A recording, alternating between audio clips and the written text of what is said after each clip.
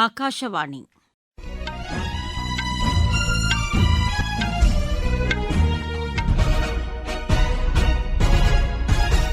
செய்திகள் வாசிப்பவர் சித்ரா பாலசுப்ரமணியன். தலைப்புச் செய்திகள். இந்தியா 26 நாடுகளுடன் குடியுரிமை தொடர்பான 28 ஒப்பந்தங்களை செய்து கொண்டுள்ளதாக வெளியுறவுத்துறை அமைச்சர் டாக்டர் ஜெய்சங்கர் கூறியுள்ளார். வளமான பொருளாதாரம் வலிமையான பாதுகாப்பை உறுதி செய்வதாக பாதுகாப்புத்துறை அமைச்சர் திரு ராஜ்நாத் சிங் தெரிவித்துள்ளார். நாட்டின் அறிவுசார் கட்டமைப்பு பழங்குடியின சமுதாயத்தோடு வேரூன்றி இருப்பதாக மத்திய கல்வி அமைச்சர் திரு தர்மேந்திர பிரதான் கூறியிருக்கிறார். கிராம சபையை ஆற்றல் மிக்க அமைப்பாக உருவாக்க வேண்டியதன் அவசியத்தை பஞ்சாயத்து ராஜ் அமைச்சகம் வலியுறுத்தியுள்ளது. உலகக்கோப்பை கால்பந்து போட்டியில் இன்றிரவு நடைபெறவுள்ள ஆட்டத்தில் நார்வே ஐவரி கோஸ்டை எதிர்கொள்கிறது. இனி விரிவான செய்திகள். இந்தியா 26 நாடுகளுடன் குடியுரிமை தொடர்பான 28 ஒப்பந்தங்களை செய்து கொண்டுள்ளதாக வெளியுறவுத்துறை அமைச்சர் டாக்டர் ஜெய்சங்கர் தெரிவித்துள்ளார். புதுதில்லியில் இன்று நிகழ்ச்சி ஒன்றில் பேசிய அவர், சட்டவிரோத குடிபெயர்தலை இருதரப்பிலும் தடுத்தல், முறைகேடாக செயல்படும் தரகர்களின் செயல்களுக்கு முற்றுப்புள்ளி வைத்தல், சட்டவிரோதமான நுழைவு ஆகியவற்றை முழுமையாக தடுப்பதற்கு இருதரப்பிலும் பொறுப்பேற்கும் வகையில் இந்த ஒப்பந்தங்கள் செய்து கொள்ளப்பட்டிருப்பதாக தெரிவித்தார். சட்டவிரோத ஊடுருவலை தடுக்கும் வகையில் நவீன கணினி வழி கட்டமைப்புகள் உருவாக்கப்பட வேண்டியதன் அவசியத்தையும் அவர் வலியுறுத்தினார். சட்ட விதிமுறைகளுக்கு உட்பட்டு பிற நாடுகளுக்கு பணி செய்யவோ அல்லது வேறு நியாயமான காரணங்களுக்காகவோ செல்வோருக்கு அனுமதி வழங்க மைக்ரேட் இணையதளம் உருவாக்கப்பட்டுள்ளதாகவும் அவர் தெரிவித்தார். இதன் மூலம் 50 லட்சத்திற்கும் மேற்பட்ட குடியுரிமை தொடர்பான மனுக்களுக்கு அனுமதி அளிக்கப்பட்டுள்ளதாகவும் அவர் கூறினார். சட்டப்பூர்வமான இடம்பெயர்தலை உறுதி செய்வதற்கு இருதரப்பு ஒத்துழைப்பு அவசியமாகிறது என்றும் டாக்டர் ஜெய்சங்கர் தெரிவித்தார்.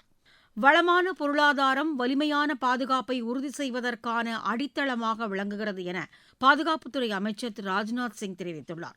வதோதராவில் இன்று ஆற்றல் மிக்க குஜராத் மண்டல மாநாட்டில் உரையாற்றிய அவர், குஜராத் மாநிலத்தில் ரசாயன பொருட்கள், மின்னணு மற்றும் கப்பல் கட்டுதல் துறை, புதுப்பிக்கத்தக்க எரிசக்தி துறை ஆகியவை பாதுகாப்பு உற்பத்தி துறையின் மையமாக மாநிலத்தை உயர்த்துவதற்கு வழிவகுத்துள்ளதாக தெரிவித்தார்.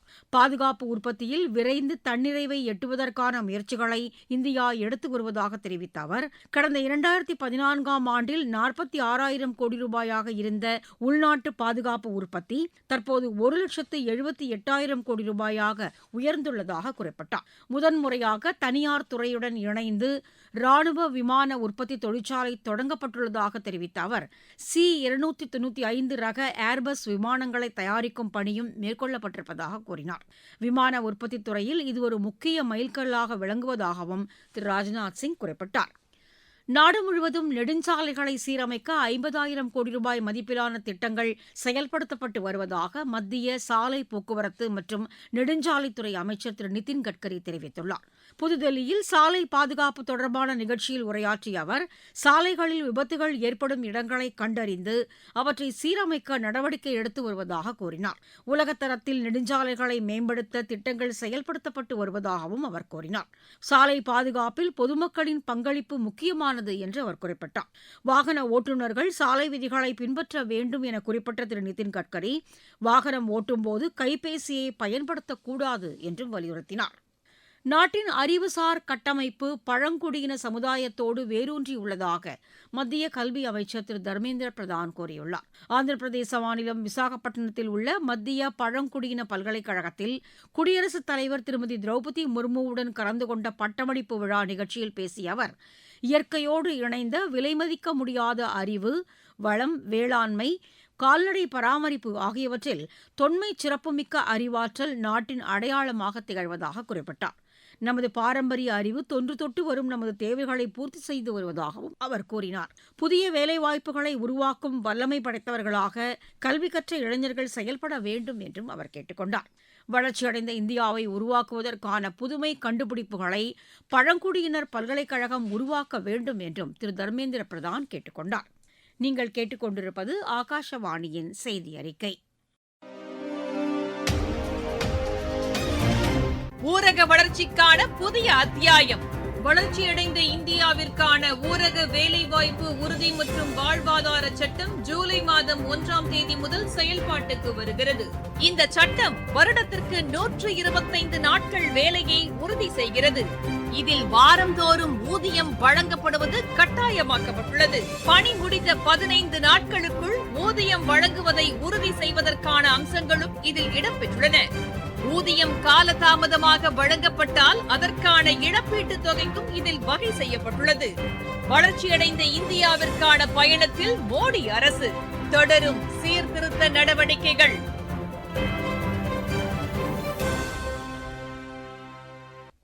ஜனநாயக கட்டமைப்பில் கிராம சபையை ஆற்றல் மிக்க அமைப்பாக உருவாக்க வேண்டியதன் அவசியத்தை பஞ்சாயத் ராஜ் அமைச்சகம் வலியுறுத்தியுள்ளது. நீத்தி ஆயோக் உறுப்பினர் டாக்டர் ஆர் பாலசுப்ரமணியன் புதுதில்லியில் இன்று வெளியிட்ட பஞ்சாயத் ராஜ் அமைப்புகள் தொடர்பான ஆய்வறிக்கையில் நாட்டின் பெரும்பாலான மாநிலங்கள் மற்றும் யூனியன் பிரதேசங்களின் ஜனநாயக நடைமுறைகளில் கிராம சபைகளின் பங்களிப்பு மிகவும் குறைவாக உள்ளதாக குறிப்பிடப்பட்டுள்ளது. கிராமப்புற இந்தியாவில் சமுதாயம் சார்ந்த வளர்ச்சி, கிராமப்புற உள்ளாட்சி அமைப்புகளுக்கான பொறுப்புகள் ஆகியவற்றை மேம்படுத்துவதற்கான ஆலோசனைகளும் இந்த அறிக்கையில் குறிப்பிடப்பட்டுள்ளது. இந்நிகழ்ச்சியில் பேசிய பஞ்சாயத் ராஜ் அமைச்சகத்தின் செயலர் திரு விவேக் பரத்வாஜ், கடந்த 10 ஆண்டுகளில் கிராமப்புறங்களுக்கான சாலை வசதி, குடிநீர் மற்றும் மின்சார விநியோகம் ஆகிய பிரச்சினைகளுக்கு தீர்வு காணப்பட்டுள்ளதாக தெரிவித்தார். நீத்தி ஆயோக் உறுப்பினர் டாக்டர் பாலசுப்ரமணியன் அளித்த அறிக்கை பற்றி குறிப்பிட்ட அவர், கிராம சபைகளுக்கான அதிகாரம் மற்றும் செயல்பாடுகள் விரிவுபடுத்தப்பட வேண்டும் என கூறினார். வலிமையான சமூக பொருளாதார அமைப்பாக இதனை மாற்றுவதற்கும் அரசு நிர்வாகத்தில் பங்கேற்பதற்கும் உரிய நடவடிக்கைகள் மேற்கொள்ளப்பட வேண்டும் என்றும் அவர் குறிப்பிட்டார். மத்திய அரசின் நலத்திட்டங்களை அனைத்து மக்களுக்கும் கொண்டு சேர்ப்பதில் தலைமை பொறுப்பில் உள்ள பெண்கள் முக்கிய பங்காற்ற வேண்டும் என மத்திய மகளிர் மற்றும் குழந்தைகள் மேம்பாட்டுத்துறை அமைச்சர் திருமதி அன்னபூர்ணா தேவி கேட்டுக் கொண்டிருக்கிறார். 3 நாள் பயணமாக திரிபுரா மாநிலத்திற்கு சென்றுள்ள அவர், அகர்தலா மாநகராட்சி மன்ற பெண் உறுப்பினர்கள் மற்றும் மகளிர் சுய உதவி குழுக்களிடையே உரையாற்றிய போது, வடகிழக்கு மாநிலங்களை மேம்படுத்த பிரதமர் திரு நரேந்திர மோடி தலைமையிலான அரசு சிறப்பு கவனம் செலுத்தி வருவதாக கூறினார். கடந்த 12 ஆண்டுகளில் 50க்கும் மேற்பட்ட முறை வடகிழக்கு மாநிலங்களுக்கு சென்று நேரடியாக ஆய்வு செய்து அப்பகுதியை மேம்படுத்துவதற்கான வளர்ச்சித் திட்டங்களை பிரதமர் செயல்படுத்தி வருவதாகவும் கூறினார். 2047ஆம் ஆண்டுக்குள் வளர்ச்சியடைந்த இந்தியாவை உருவாக்கும் தொலைநோக்கு திட்டத்தை செயல்படுத்தும் முன்மாதிரி மாநிலமாக திரிபுரா திகழ்வதாகவும் திருமதி அன்னபூர்ணா தேவி குறிப்பிட்டார். கர்நாடகா, ஜார்க்கண்ட், மகாராஷ்டிரா மாநிலங்களில் வாக்காளர் பட்டியல் சிறப்பு தீவிர திருத்தப் பணிகள் இன்று தொடங்கின. கர்நாடகாவில் உள்ள 31 மாவட்ட தேர்தல் அலுவலகத்திலிருந்து 59,000 வாக்குச்சாவடி நிலை அலுவலர்கள் பணியில் ஈடுபட்டுள்ளனர். அரசியல் கட்சிகளைச் சேர்ந்த 1,15,000 வாக்குச்சாவடி நிலை முகவர்கள் தேர்தல் அலுவலர்களுடன் இணைந்து செயல்படுவார்கள்.